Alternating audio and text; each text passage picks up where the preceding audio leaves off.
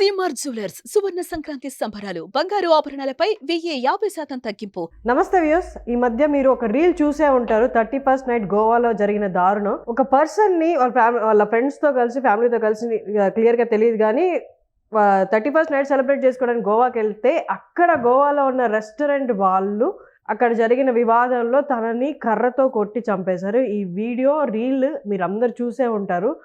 ఆ ఫ్యామిలీలో తన బ్రదర్ మనతో ఇప్పుడు లైవ్ లో ఉన్నారు. తనతో ఒకసారి మాట్లాడదాము. ఫనీ గారు నమస్తే అండి. ఫనీ గారు, చాలా విషాదకరం ఇది. 31st night celebrations, life enjoy చేద్దాం, 31st న్యూ ఇయర్ ఎంజాయ్ చేద్దాం అని అక్కడికి వెళ్ళి ఇలా జరగడం అనేది నాకు తెలుసు చాలా బాధాకరం. ఎవరెవరు వెళ్ళారండి అక్కడికి మీ బ్రదర్ తో పాటు? టోటల్ 8 మెంబర్స్ వెళ్ళారు మేడం. మెంబర్స్ లో 5 అబ్బాయిలు 3 అమ్మాయిలు వెళ్ళారు. వీళ్ళంతా హైదరాబాద్ లో వీళ్ళంతా రూమ్మేట్స్ అనమాట. ఒక్కొక్కరు ఒక్కొక్క కంపెనీలో ఒక్కొక్కరు ఒక్కొక్క జాబ్ చేస్తూ ఉంటారు. వీళ్ళంతా రూమ్ లో అంతా కలిసి ఉంటారు. సో వీళ్ళంతా కలిసి న్యూ ఇయర్ కోసం ప్లాన్ చేసుకుని వెళ్ళారు అక్కడికి. సెలబ్రేషన్స్ కోసం మామూలుగా న్యూ ఇయర్ కి ఎంజాయ్ చేయడానికి వెళ్ళారు వీళ్ళు. సడన్ గా అక్కడ ఇలా గొడవ అవడం ఇదంతా అవడం తోటి ఇట్లా అయింది. వాళ్ళందరికీ దెబ్బలు తగిలాయి. వీడు కొంచెం గట్టిగా తగిలాయి అనమాట. అసలు ఎందుకు, ఏం జరిగింది? గొడవ జరగాల్సిన పరిస్థితి ఏమని చెప్పారు వాళ్ళ ఫ్రెండ్స్ మీకు? అంటే వీళ్ళంతా 12:30, 1 o'clock ఆ టైం కల్లా 31st నైట్ వెళ్ళారంట. 31st అంటే 31st నైట్ కాదు, 30th night. 30th night 31st early morning అనమాట. 30th నైట్ 12 తర్వాత అంటే ఎర్లీ మార్నింగ్, ఎర్లీ అవర్స్ లో. అయితే ఫుడ్ కోసం వెళ్ళారు. వెళ్ళేసరికి అక్కడ ఆల్రెడీ కొంచెం ఫుడ్ ఆర్డర్ ఇచ్చారంట. ఆర్డర్ ఇచ్చిన తర్వాత ఇంకా ఎక్స్ట్రా ఫుడ్ ఆర్డర్ చెప్దామని చెప్తే వాళ్ళు టైం అయిపోయింది ఆల్రెడీ, మేము ఫుడ్ అయితే మేము సర్వ్ చేయలేము. లేదంటే మీరు కావాలంటే ఎక్స్ట్రా అమౌంట్ ఇస్తాము మేము, మీరు ఫుడ్ అయితే మాకు కావాలి అని చెప్పి కొంచెం వీళ్ళు మాట్లాడారు. వాళ్ళేమో ఫుడ్ లేదు ఏం లేదు అన్న టైప్ లో ఏదో మాట్లాడారంట. అక్కడ వైటర్ తో ఫస్ట్ డిస్కషన్ అంతా అయింది. డిస్కషన్ అంతా అయిన తర్వాత నువ్వు చెప్పడానికి మీ ఓనర్ పిలవడం టైప్ లో అన్నారంటే వీళ్ళు. సో ఓనర్ వచ్చాడు. ఓనర్ వచ్చిన తర్వాత ఓనర్ తో కూడా మీద డిస్కషన్ అయింది. డిస్కషన్ అయిన తర్వాత నేనే ఓనర్ ఏంటి చెప్పండి, వాళ్ళు పిలవగానే నేనే ఓనర్ ఏంటి చెప్పండి అని చెప్పి అన్న టైప్ లో అని అడిగాడంట ఓనర్ వచ్చి. వీళ్ళ బ్యాచ్ లో ఒక్కడికే హిందీ వచ్చి మేడం. స్పందన్ అని ఒక తెలంగాణ అబ్బాయి ఉన్నాడు, వాడు ఒక్కడికి హిందీ వచ్చి అక్కడికి వచ్చి హిందీ. సో వీళ్ళు ఎవరికి ఏం మాట్లాడటం రాదు. సో తనే మొత్తం కమ్యూనికేట్ అయ్యాడు అందరితో, అవతల వాళ్ళతోటి. డైరెక్ట్ గా మాట్లాడలేదు వాళ్ళతోటి? లేదు మేడం, ఫస్ట్ అసలు వీడికి గొడవతో సంబంధమే లేదు అసలు.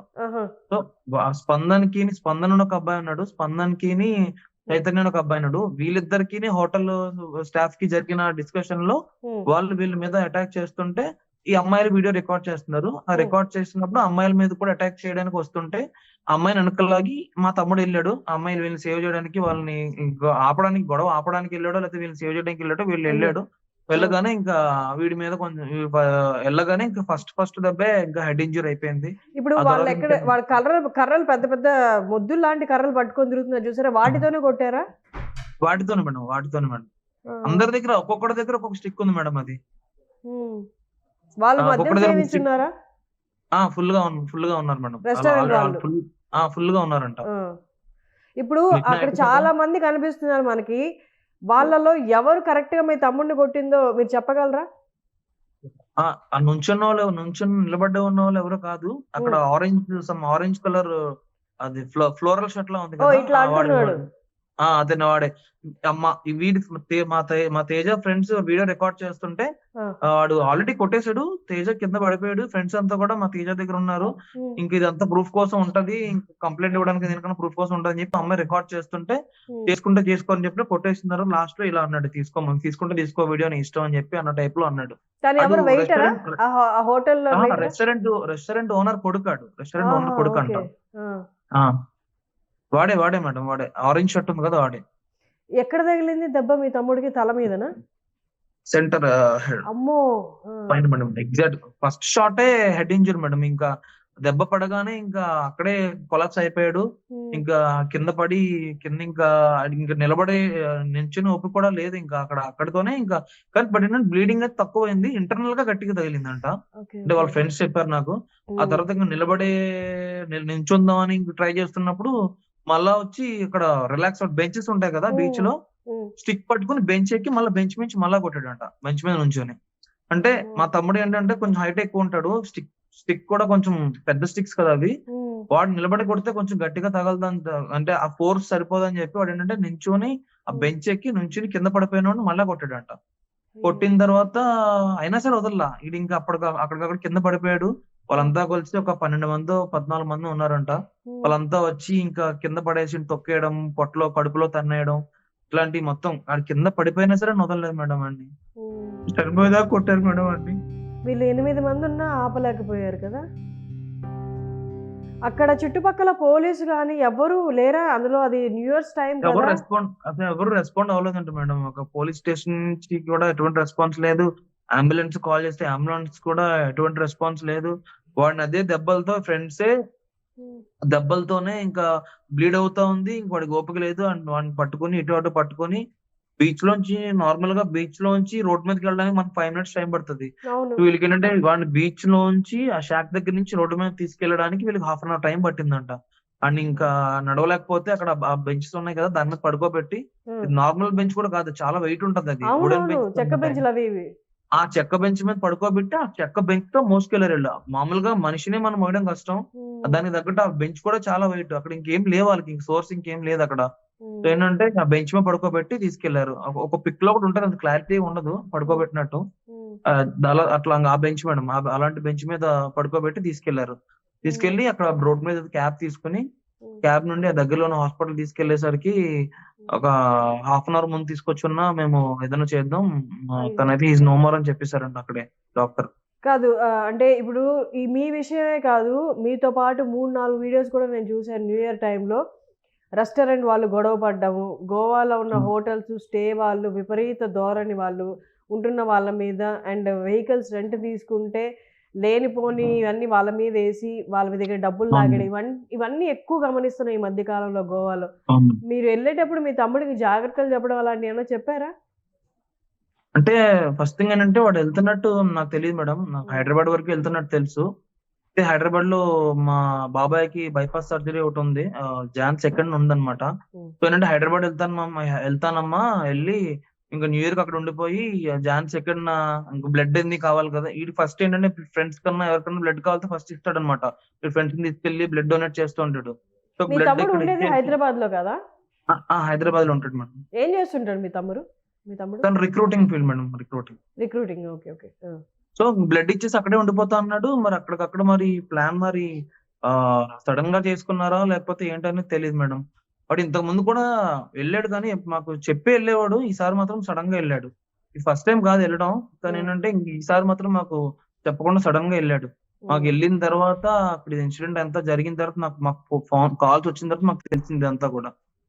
మీకు ఎప్పుడు మాకు 31st రోజు ఎర్లీ మార్నింగ్ 6 o'clock వచ్చింది. 6 o'clock వచ్చింది. అప్పటికే వాడు చనిపోయి ఒక 3 to 4 hours అవుతుందంట. అంటే నా ఫ్రెండ్స్ కి తెలుసు చనిపోయినట్టు, నాకు చెప్పలేదు అనమాట. అంటే మేము ఎక్కడ లో అయిపోతాను అని చెప్పి నాకు చెప్పలేదు. అక్కడైతే ఆన్ ద స్పాట్ డెడ్ అని చెప్పి అంటున్నారు అందరూ కూడా.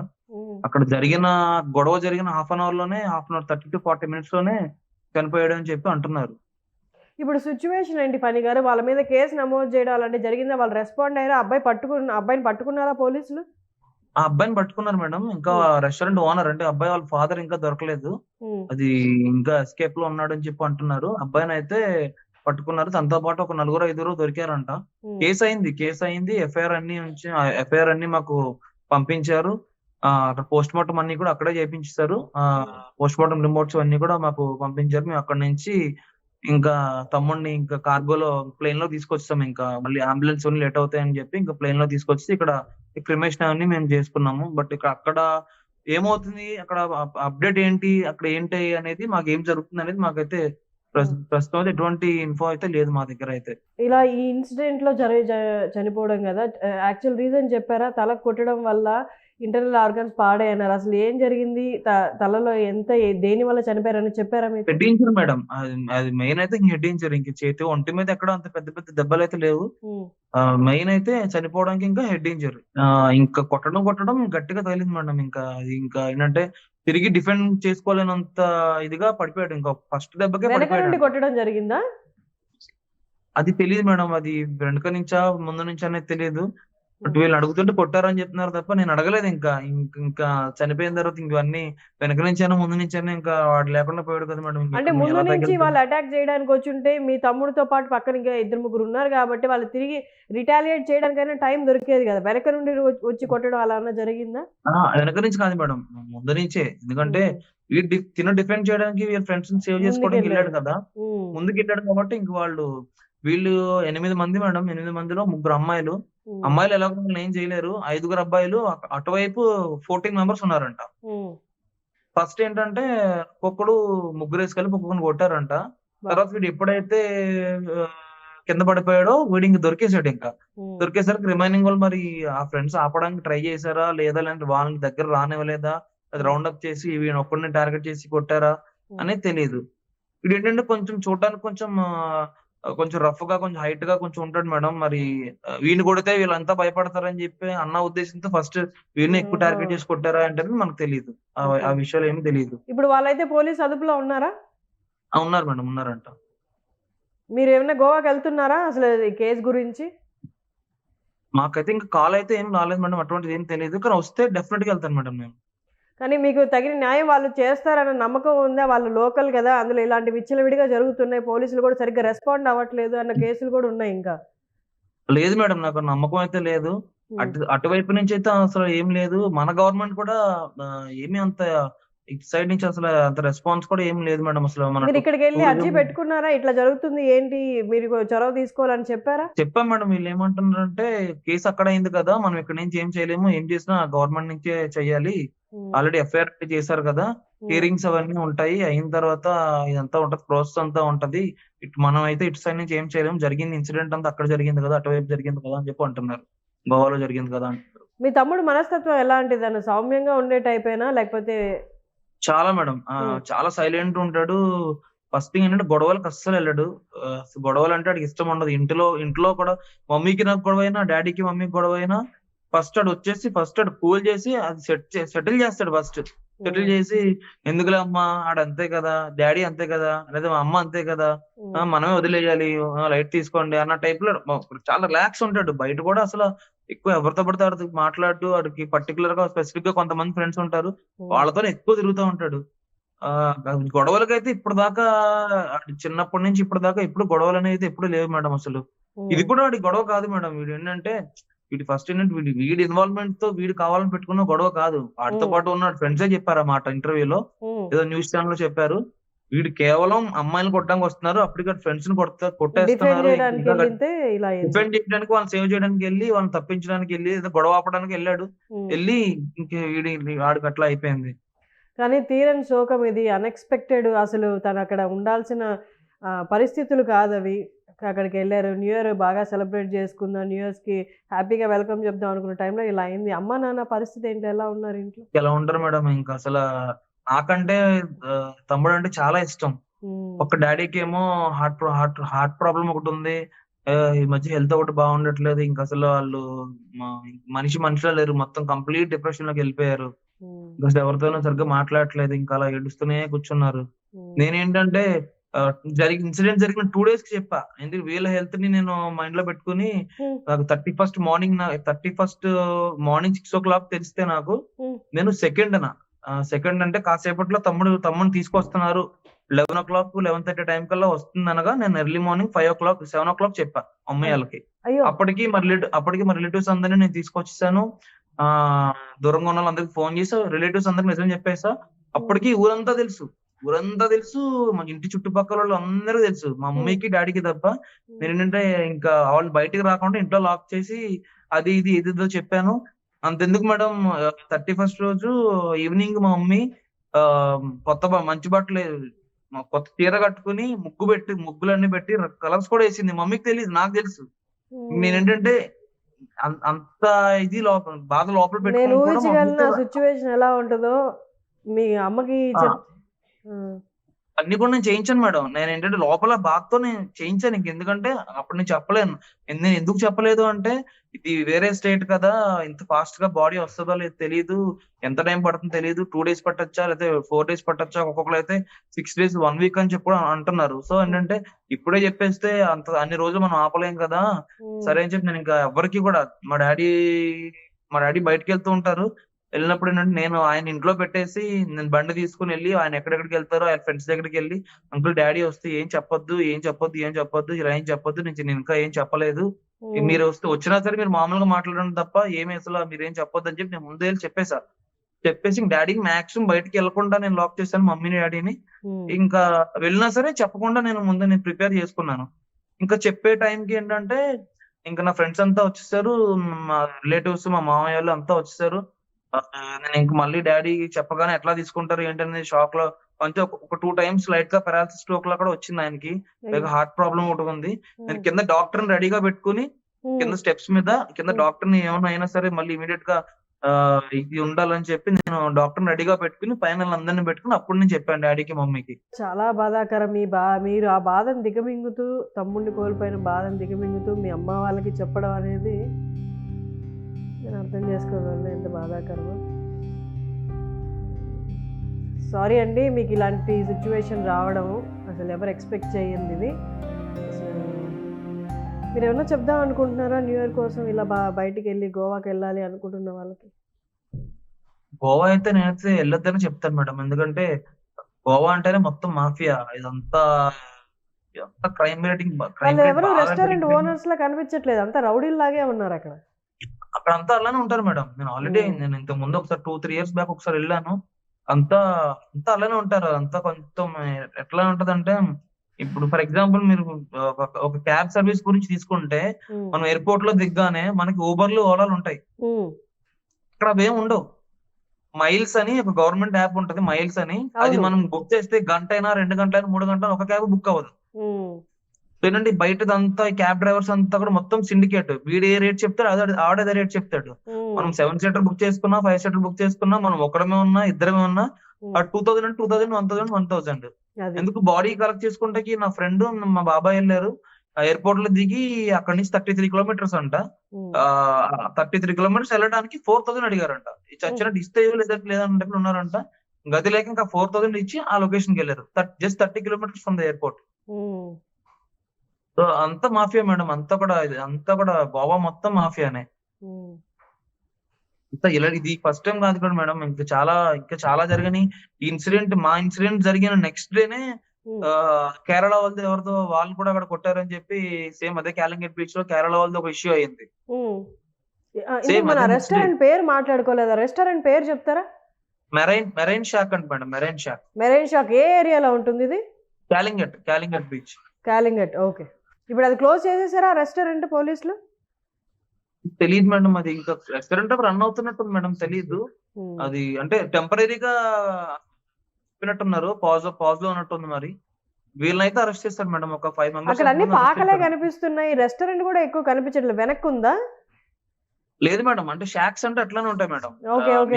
బీచ్ ఉంటుంది కదా, బీచ్ దగ్గర అన్ని వీళ్ళ కర్రలతోటి ఇలా పాకల్లాగా ఉంటాయి. అలాగే మనకి చైర్స్ అన్ని వేస్తారు, వాటిని షాక్స్ అంటారు మేడం. గోవాలో మొత్తం మెరైన్ షాక్స్ అంటే మొత్తం రెస్టారెంట్ అన్నారు. అట్లా షాక్స్ అంటే బీచ్ వాటి షాక్స్ అంటారు అనమాట. మెరైన్ అనేది హోటల్ పేరు, అది షాక్ అనమాట.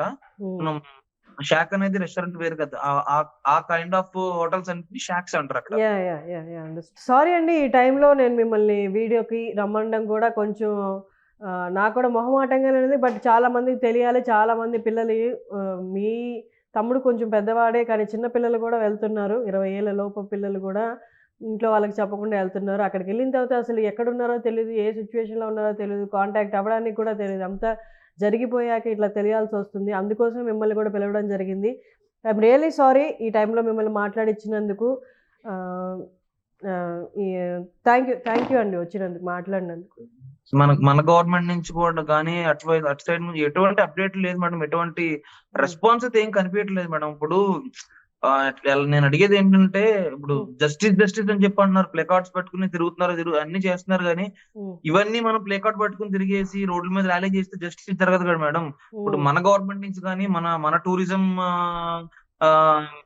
మినిస్ట్రీ సైడ్ నుంచి కానీ ఎటువంటి ఇప్పటిదాకా మమ్మల్ని ఎవరిని కాంటాక్ట్ చేయడం, ఉమ్, లేదంటే ఏం జరిగింది అనేది ఎటువంటి మన ఏపీ గవర్నమెంట్ నుంచి ఎటువంటి రెస్పాన్స్ లేదు. ఉమ్, మమ్మల్ని అయితే ఇప్పటిదాకా ఎవరు మా ఫ్యామిలీని ఎవరు రీచ్ అవ్వలేదు. ఉమ్. అటు సైడ్ కూడా ఏం జరుగుతుంది అయితే ఏం తెలియదు మేడం అసలు కంప్లీట్ గా. ఇప్పుడు ఎలా అంటే, ఇప్పుడు మనది టూరిజం ప్లేస్ కాదు, ఏపీ అనేది మన టూరిజం ప్లేస్ కాదు. అలాంటిది న్యూ ఇయర్ అనేసరికి ప్రతి సెంటర్ లో పోలీసులు ఉంటారు. ఉమ్, సెంటర్ కి పోలీసు ఉంటారు, రోడ్ కి పోలీసు ఉంటారు, ప్రతి రోడ్ కి పోలీసు ఉంటారు. మనకి ఇంత జరిగినా సరే వెంటనే ఇమీడియట్ గా రెస్పాన్స్ అవుతారు కదా. ఇప్పుడు ఉమ్. అట్లాంటిది ఒక టూరిజం ప్లేస్ 365 days టూరిస్టులు వచ్చి విజిట్ చేసే ప్లేస్ అది. ఉమ్. అలాంటి చోట కనీసం మినిమం న్యూ ఇయర్ లో ఎంత రష్ ఉంటది మేడం. అంత రష్ ఉంటది అని తెలిసి, ఉమ్. నార్మల్ గానే టూరిజం ప్లేస్ అది, అంత రష్ ఉంటదని తెలుసు. అలాంటప్పుడు ఆ గవర్నమెంట్ కనీసం అంబులెన్స్ కానీ ఎన్ని అంబులెన్స్లు పెట్టాలి నార్మల్ ఎగ్జాక్ట్లీ, టైంలో. మీరు చెప్పింది కరెక్ట్ పాయింట్ అండి. అక్కడ పోలీసులు అందరూ ట్రాఫిక్ రూల్స్ పాటించి పక్క స్టేట్ల నుంచి వచ్చిన కార్లకి బైకులకి ఫైన్ ఫైన్స్ వేసి వేస్తారు. చందాలు అవి ఓ- వసూలు చేయడమే తప్ప ఈ క్రైమ్ అవును మేడం. జరుగుతుంది అన్నదాన్ని క్రైమ్ గురించి పట్టించుకునే వాళ్ళే లేదు. ఇది గోవాకి వెళ్ళిన ప్రతి ఒక్కరు ఎక్స్పీరియన్స్ చేసిందే. వాళ్ళు చాలా అవును మేడం. పర్టికులర్ గా ఫైన్స్ వసూలు చేయడంలో ఉంటారు కానీ క్రైమ్ పట్టించుకోవడం, భద్రత పట్టించుకోవడంలో లేదు.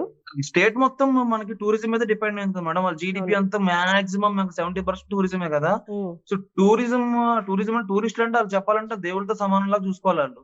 అలాంటిది మనం వెళ్తే మన మీద బ్రూటల్ గా అటాక్ చేయడం, చంపేయడం, కనీసం అక్కడ గవర్నమెంట్ కూడా సిస్టమ్ కూడా పోలీస్ రెస్పాండ్ కాకపోవడం, పోలీసు ఫోన్ ఎత్తకపోయినా సరే న్యూ ఇయర్ టైంలో అయినా సరే ఎక్కడ పడితే అక్కడ సెక్యూరిటీ అని, లేదంటే అక్కడ గార్డ్స్ అని ఎవరో ఒకరు, పెట్టాలి. రెస్క్యూ టీమ్ కానీ అంబులెన్స్ కానీ, అంబులెన్స్ ఏరియాక్స్ అంబులెన్స్ రెస్పాండ్ అవ్వలేదంట, ఉమ్. పోలీసులు రెస్పాండ్ అవ్వలేదంట. మరి ఇంత నెగ్లిజెన్స్ గా ఉంటే ఇంకెలా మేడం మనలాంటి వాళ్ళు ఇంకా ఎలా వెళ్తాము? వెళ్ళిన తర్వాత కూడా మనకి ఎగ్జాక్ట్లీ, సేఫ్టీ అదొక ఏముంటుంది మేడం? సపరేట్ ప్రపంచాల్లో ఉంది. అక్కడ దందా, అక్కడ మాఫియా, వాళ్ళ రూల్స్, వాళ్ళ రెగ్యులేషన్స్, వాళ్ళు చెప్పిందే జరగాలి అన్నట్టుంది. మీరు చెప్పింది ప్రతిదీ కూడా అలాగే ఉంది వాళ్ళు అక్కడ అవును మేడం. చేసేది. అవును మేడం. వాళ్ళు ఎంత అంటే అంత. అండ్ వీళ్ళు కూడా బిల్ చేశారు కదా. ఉమ్, ఫస్ట్ కొంచెం ఫుడ్ ఆర్డర్ ఇచ్చారు, ఆ తర్వాత ఎక్స్ట్రా ఫుడ్ కోసం అడిగేసరికి ఎక్స్ట్రా ఫుడ్ లేదని గొడవ అయింది. అండ్ ఆ గొడవ అయిపోయిన తర్వాత వాళ్ళు బిల్ పట్టుకొచ్చి ఇచ్చారంట. బిల్ ఉమ్, పట్టుకొచ్చి ఇస్తే వీళ్ళు తిన్నదానికి బిల్ కి సంబంధం లేదు. త్రీ టైమ్స్ హైయర్ ఉందంట బిల్ అది. అదే. అయితే ఇదేంటి ఎంత ఉందంటే, మీరు టైం లో వచ్చారు, ఇది సర్చ్ చార్జెస్ ఇవన్నీ ఉమ్. మీరు పే చేయాల్సిందే అని చెప్పి గట్టిగా మళ్ళీ పట్టుబట్టి కూర్చున్నారంట. అది వాళ్ళు యాక్చువల్ గా ఫుడ్ తినే ముందు చెప్పారంట, చెప్పలేదు. చెప్పలేదు మేడం, చెప్పలేదు. బిల్ అయితే టైంలో ఏంటంటే, చెప్పారు. ఫస్ట్ గొడవ స్టార్ట్ అయ్యి ఫుడ్ దగ్గర డిస్కషన్ అయిన తర్వాత గొడవ కొంచెం అయిపోయింది, స్లో డౌన్ ఉమ్, అయిపోయింది. ఉమ్. స్లో డౌన్ అయిపోయిన తర్వాత వాళ్ళు బిల్ తెచ్చారు. బిల్ దగ్గర బిల్ మళ్ళీ తెచ్చిన గొడవ స్టార్ట్ అయింది. బిల్ దగ్గర మళ్ళీ చూసి ఇదేంటి ఎంత బిల్ అయింది అంటే, మీరు టైంలో వచ్చారు, క్లోజింగ్ టైంలో వచ్చారు, ఎక్స్ట్రా చార్జెస్ పే చేయాల్సింది, ఇవన్నీ సర్చ్ చార్జెస్ ఇవన్నీ కూడా. ఉమ్, సో మీరు పే చేయాల్సిందే, పే చేయకుండా ఎక్కడి నుంచి వెళ్ళడానికి లేదు అన్న టైప్ లో డిమాండ్ చేసరికి వీళ్ళు మళ్ళీ ఇంకా రివర్స్ అయ్యారు. వీళ్ళు ఉమ్. వెంటనే రియాక్ట్ అయ్యి వీళ్ళకి కోపం వచ్చింది. ఇంకా ఉన్న బిల్లు ఇప్పుడు ఎలాగో ఫుడ్ లేదన్నారు, తిన్నదానికి బిల్ వేయకుండా ఇంక ఎక్స్ట్రా చార్జెస్, సర్చ్ చార్జెస్ ముందు చెప్పకుండా ఇవన్నీ చేస్తే వీళ్ళకి కోపం వస్తుంది కదా. కోపం వచ్చి అక్కడైతే ఆర్గ్యుమెంట్ అయితే జరిగింది మేడం. ఉమ్. జరగడం తోటి అలా గొడవ ఇంకా పెరిగిపోయి ఇంకా అంత బ్రూటల్ గా అటాక్ చేశారు. వుడెన్ స్టిక్స్ తోటి, రాడ్స్ కూడా ఉన్నాయంట. ఉమ్. బట్ మనకి ఎక్కడ రాడ్స్ అయితే కనిపించలేదు. రాడ్స్ కూడా ఉన్నాయంట. మా తమ్ముడు వాళ్ళ ఫ్రెండ్స్ అయితే చెప్తున్నారు ఐరన్ రాడ్స్ కూడా ఉన్నాయంట. ఉమ్. ఫణి గారు, మీరు చెప్తున్నవన్నీ నిజాలే. అక్కడ జరుగుతున్నవి ఇంకా దారుణంగా ఉన్నాయి. ఐ హోప్ మీకు జస్టిస్ దొరకాలని, మీకు అందాలని నేను మనస్ఫూర్తిగా కోరుకుంటున్నాను. మీరు ఏదైతే రిక్వెస్ట్ పెట్టారో గవర్నమెంట్ కూడా కొంచెం చొరవ తీసుకుంటే మీకు న్యాయం కొంచెం త్వరగా వస్తుందని మీరు ఎక్స్పెక్ట్ చేస్తున్నారు. ఐ హోప్ అది కూడా జరగాలని అనుకుంటున్నాను. ఐ హోప్ ఈ వీడియో రీచ్ అవ్వద్ది వాళ్ళ దాకా అనుకుంటున్నాను. Thank you so much for connecting అండి. Thank you madam. అండ్ ఇంకొకటి మేడం, Hmm. కొంతమంది యూట్యూబర్స్, కొన్ని ఛానల్స్ ఏంటంటే తెలిసి తెలియకుండా వాళ్ళు ఇష్టం వచ్చినట్టు కామెంట్లు చేయడం, ఇష్టం వచ్చినట్టు ఏవేవో మాట్లాడడం, ఇవన్నీ చేస్తున్నారు మేడం. ఇవి కూడా కొంచెం ఏంటంటే, ఇట్లాంటి జరిగినప్పుడు అయ్యో అని బాధపడాల్సింది పోయి బాగా అంటే జరిగింది, వాళ్ళకి భలే పని జరిగింది. గారు ఒక నిమిషం, మనము ఈ బయటకు వచ్చి మనందరికి మనం మాట్లాడే వరకు నాలుగు రకాలుగా అనుకుంటారు. మేబీ ఈ వీడియో తర్వాత వాళ్ళకి నిజమేంటో తెలుస్తుంది. మీరే వచ్చి బయటకు వచ్చి చెప్పారు కాబట్టి ఆ కామెంట్స్ ఇంకా తగ్గుతాయి అనుకుంటున్నాను. ఎందుకంటే ఇప్పుడు దాకా మీ వాళ్ళు ఎవరు బయటకు వచ్చి మాట్లాడలేదు కాబట్టి ఎవరు వాళ్ళకి వాళ్ళు ఇప్పుడు ఎగ్జాక్ట్గా ఏం జరిగిందో చెప్పారు కదా. ఐ హోప్ అవి తగ్గుతాయి అనుకుంటున్నానండి. థ్యాంక్ యూ అండి ఫణి గారు. Thank you. Thank you madam.